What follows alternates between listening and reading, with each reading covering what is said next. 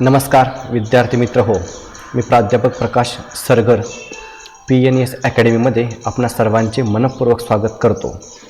आज आपण या व्हिडिओमध्ये इयत्ता 11वी विषय मराठी यामधील पद्य क्रमांक 6 दवात आलीस भल्या पहाटी याचा संपूर्ण स्वाध्याय व कृतीपत्रिका बघणार आहोत।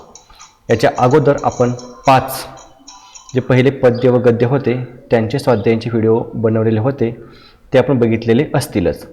तर आजच्या व्हिडिओमध्ये बघा, पद्य क्रमांक 6 दवात आलीस भल्या पहाटी ही बा.सी. मर्ढेकर यांची कविता आहे। ही जी कविता आहे ही कविता आपल्या दृष्टिकोनातून खूप महत्त्वाची आहे।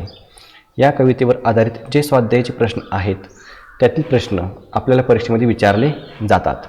यामध्ये बघा, क्रमांक 1 ची कृती आहे, योग्य पर्याय निवडून वाक्य पूर्ण करा। यामध्ये अ, आ, ई, परत क्रमांक 2 आहे, त्यामध्ये अ आहे, त्यामध्ये 8 प्रश्न आहेत। परत आ आहे, त्यामध्ये 3 आहेत। तर त्या 3 अ मध्ये सूचनेप्रमाणे सोडवा 1, 2 आहे, आ आहे।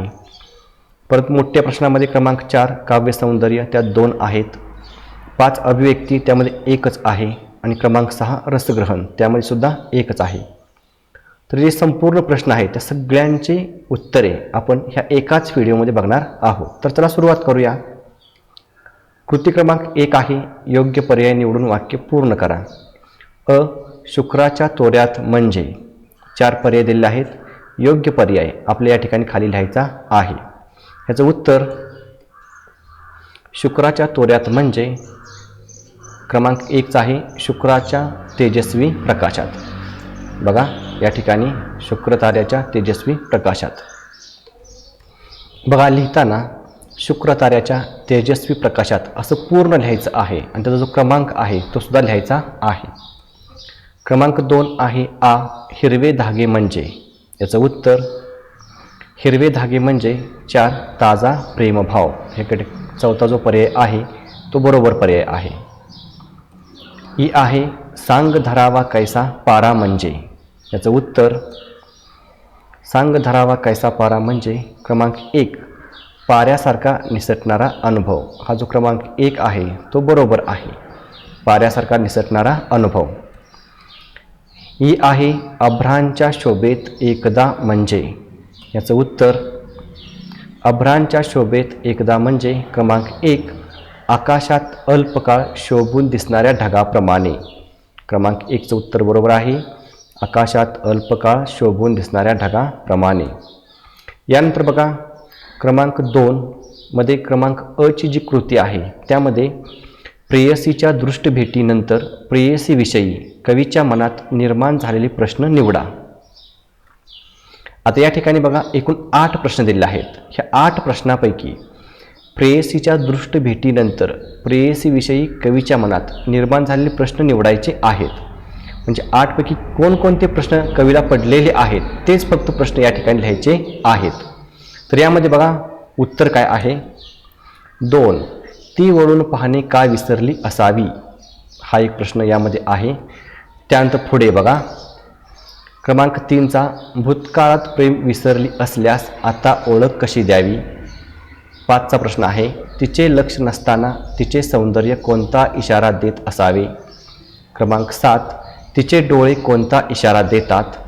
आणि क्रमांक 8 तळहाताच्या नाजूक रेषांवरून प्रेमाच्या भवितव्याचे भाकीत कोणी करावे। असे प्रश्न हे कवीला पडलेले आहेत। यानंतर आ आहे, खालील अर्थाच्या ओळी कवितेतून शोधा। क्रमांक 1 चा प्रश्न आहे, वर्तमानातील ताज्या आठवणीचे जर विरून चालल्या असतील तर अनोळखी झालेल्या गतकाळातील प्रेमाची ओळख तरी कशी द्यावी। यासाठी कवितेमध्ये आलेल्या ओळी कोणत्या आहेत बघा, म्हणजेच उत्तर काय आहे याचं उत्तर आहे, अनोळख्याने ओळख कैशी गतजन्मीची द्यावी सांग, कोमल ओल्या आठवणींची एथल्याच जर बुजली रांग।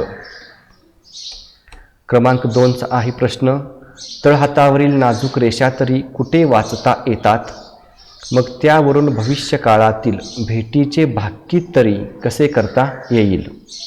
याचं उत्तर तळहातावरील नाजूक रेषा कुणी वाचाव्या कुणी पुसाव्या। ह्या 2 ओळी याचं उत्तर आहे. क्रमांक 3चा प्रश्न आहे, विरल सुंदर अभरे अरुणोदयाच्या प्रतीक्षेत असताना अशीच एकदा तू आलीस आणि जवळून जाताना आपल्या आठवणींचा गंध मनात पेरीत गेलीस. याचं उत्तर, दवात आलीस भल्या पहाटी अभरांच्या शोभेत एकदा जवळून गेलीस पेरीत अपुल्या मंद पावलांमधल्या गंधा. त्यानंतर क्रमांक 3 कृती आहे, त्यामधलं अ आहे, सूचनेप्रमाणे सोडवा. एक प्रश्न दिला आहे, पहाटी हे उत्तर येईल असा प्रश्न तयार करा. ह्याचं उत्तर, कवीची प्रेयसी केव्हा आली असा प्रश्न आपल्याला विचारता येईल, तेव्हा पहाटे हे उत्तर येईल. क्रमांक 2चा आहे प्रश्न, एका वाक्यात उत्तरे लिहा. त्यामध्ये अ आहे, कवीची प्रेयसी केव्हा आली. उत्तर सोपं आहे, कवीची प्रेयसी भल्या पहाटे आली. हा प्रश्न आहे, डोळ्यांना कवीने दिलेली उपमा कोणती. कवीची डोळ्यांना डाळिंबाचा पारा ही उपमा दिलेली आहे. ही प्रश्न आहे, कवीला प्रेयसीची जाणवलेली पावलं कशी आहेत. याचं उत्तर, कवीला प्रेयसीची जाणवलेली पावलं तरल व मंद आहेत. प्रेयसीच्या आठवणीसाठी कवितेत आलेली 2 विशेषणे कोणती. याचं उत्तर, प्रेयसीच्या आठवणीसाठी कवितेत कोमल व ओल्या ही 2 विशेषणे दिली आहेत. पुढचा प्रश्न आहे, अनोळख्याने हा शब्द कवीने कोणासाठी वापरला आहे. याचं उत्तर, अनोळख्याने हा शब्द कवीने स्वतःसाठी वापरला आहे. त्यानंतर आ कृती बघा, खालील चौकट पूर्ण करा असं म्हटलेलं आहे. अशा पद्धतीने एक चौकट दिलेली आहे. त्यामध्ये कवितेचा विषय या ठिकाणी लिहायचा आहे, कवितेची मध्यवर्ती कल्पना इथं लिहायची आहे, कवितेतील तुम्हाला आवडलेले शब्दसमूह या ठिकाणी लिहायचे आहेत, कवितेतील छंद इथं लिहायचे आहेत. आता आपण एक एक पूर्ण करूया. कवितेचा विषय, प्रत्यक्षात किंवा स्वप्नात प्रेयसीचे येणे व जाणे हा कवितेचा विषय आहे. आता कवितेची मध्यवर्ती कल्पना, प्रेयसीच्या आठवणींचे भावोत्कट वर्णन, आतुरता, उल्हास व व्याकुळता या भावनांचे उत्कट प्रकटीकरण करणे ही कवितेची मध्यवर्ती कल्पना आहे. क्रमांक 3, कवितेतील तुम्हाला आवडलेले शब्दसमूह, लक्ष कुठे अन कुठे पिपासा, सुंदरतेचा कसा इशारा, डोळ्यांमधल्या डाळिंबाचा सांग धरावा कैसा पारा हे आवडलेले शब्दसमूह आहेत. कवितेतील छंद, अनुष्टुभ, मात्राछंद हा कवितेतील छंद आलेला आहे. क्रमांक 4 आहे काव्यसौंदर्य. आता इथून मोठे प्रश्न चालू होतात. काव्यसौंदर्यामध्ये अ आहे, डोळ्यांमधल्या डाळिंबांचा सांग धरावा कैसा पारा या काव्यपंक्तीचा तुम्हाला समजलेला अर्थ स्पष्ट करा. याचं उत्तर, कवी बा.सी. मर्ढेकर यांनी दवात आलीस भल्या पहाटे या कवितेमध्ये प्रेयसीच्या भेटीतील आतुरता व व्याकुळता यांचा बाहुतकट वर्णन केले आहे. पहाटेच्या वेळी दवभरातल्या प्रहरात घटलेली भेट ही प्रत्यक्ष होती की स्वप्नवत होती यातील संभ्रम कवीने मनोहारी प्रतिमातून प्रकट केला आहे. शुक्राच्या तोऱ्यात आलेली प्रेयसी तरल पावलांमधील शोभा पेरीत अगदी जवळून गेली, पण तिला गतकाळातील प्रेमाच्या आठवणी स्मरत नाहीत. ती वळूनही मागे पाहत नाही. तिच्या नजरेमध्ये सुंदरतेच्या खुणा उमटत नाहीत. तिच्या डोळ्यात प्रेमाची आश्वासक चमक का नाही. हे सांगताना कवीने डोळ्यांमधल्या डाळिंबाचा पारा ही तरल प्रतिमा वापरलेली आहे. पारा जसा चिमटीत ठरत नाही, पटकन निसटून जातो, डाळिंबाच्या दाण्यातला पांढरा गर चकाकत राहतो, तसे तिच्या डोळ्यातील प्रेम तरळते व नाहीसे होते. काव्यसौंदर्यामध्ये आ आहे, जवळून गेलीस पेरीत आपुल्या मंद पावलामधल्या गंधा. या ओळीमधील भावसौंदर्य तुमच्या शब्दात लिहा. याचं उत्तर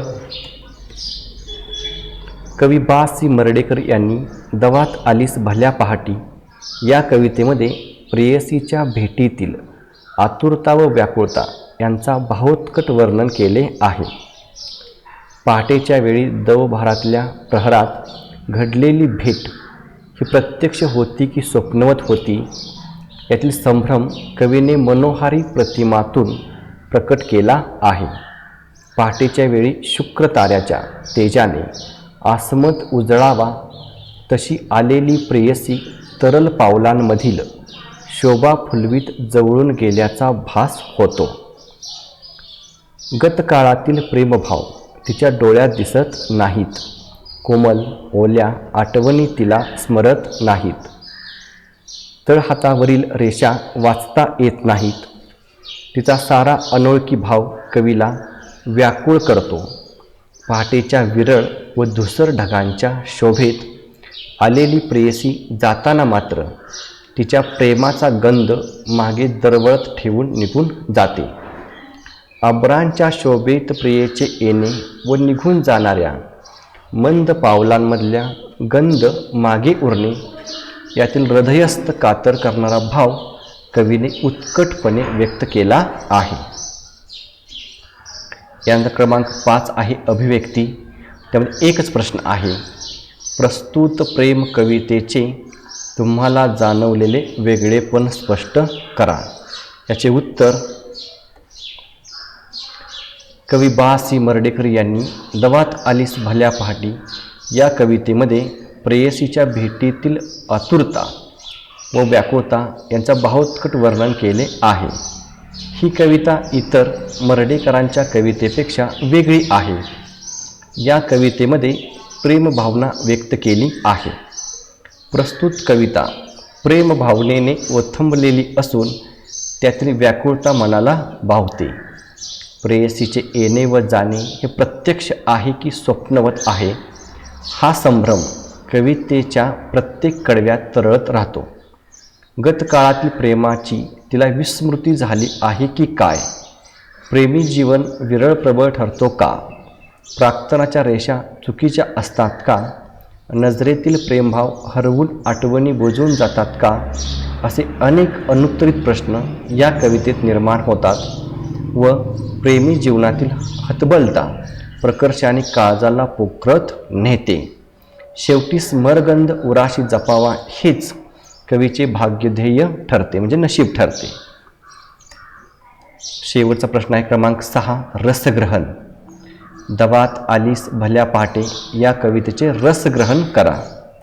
उत्तर कवी बा सी मर्ढेकर यांनी दवात आलीस भल्या पहाटी या कवितेमध्ये प्रेयसीच्या भेटीतील आतुरता व व्याकुळता यांचा भावोत्कट वर्णन केले आहे. या कवितेचे रसग्रहण पुढील प्रमाणे करता येईल. काव्यसौंदर्य. शुक्राच्या तेजस्वी आभेमध्ये तोऱ्यात येणारी प्रेयसी विरळ धुसर अभ्रांच्या शोभेत स्मरगंध मागे ठेवून निघून जाते. या दरम्यानची मानसिकता घालमेल कवीने उत्कट व अनोख्या प्रतिमातून साकार केली आहे. अनेक गुणरम्य भावनांचे जाळे या कवितेत कवीने विणले आहे. प्रेमात बुडून गेलेल्या जीवासाठी प्रेयसीचे अनोखी वर्णन हृदयाला पीळ पडणारे आहे, इत्यादी चिंतनशील विचार या कवितेतून मांडले गेले आहेत. आशय सौंदर्य. प्रेयसीचे आगमन व निर्गमन हे प्रत्यक्ष आहे की स्वप्नवत आहे, याचे व तिच्या सौंदर्याच्या विभ्रमांचे भावोत्कट आलेखन करणे ही दवात आलीस भल्या पहाटे या कवितेची मध्यवर्ती कल्पना आहे. प्रेयसीच्या भेटीची आतुरता व त्यातील कातर व्याकुळता हा या प्रेम कवितेचा स्थायी भाव आहे. भाषिक वैशिष्ट्ये. समकालीन प्रेम कवितेत आढळून न येणाऱ्या वेगळ्या भावरम्य प्रतिमा कवीने या कवितेत मांडल्या आहेत. प्रेमभावनेचे हिरवे धागे, डोळ्यातील डाळिंबीचा पारा, आठवणीची रांग, तांबूस नकावरील शुभ्र चांदण्या, पावलांचा गंध इत्यादी भावगर्भ प्रतिमातून प्रेम भावनेने व्याकुळता प्रत्येकारी रीतीने प्रकट झाली आहे. अनुष्टंभ छंदात बांधलेली ही यमकप्रधान रचना तिचा अंतर्गत नाद व लय यामुळे रसिकांच्या ओठात गुणगुणून राहते. धन्यवाद.